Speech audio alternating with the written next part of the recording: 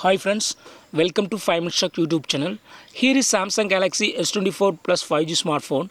In this video, you will learn how to turn on off accidental touch protection in your phone Samsung Galaxy S24 Plus 5G. First of all, go to the settings of your phone here, then go to display, then go to accidental touch protection. Just turn on this button to enable accidental touch protection.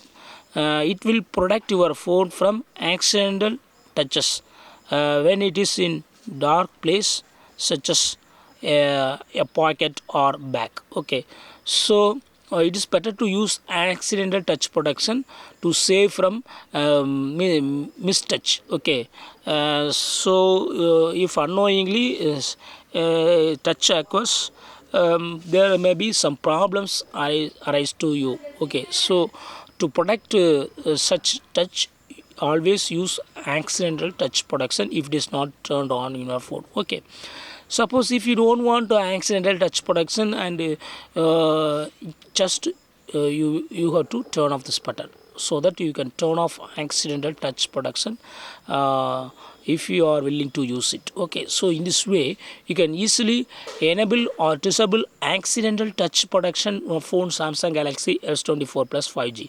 That's all friends, thanks for watching. Bye.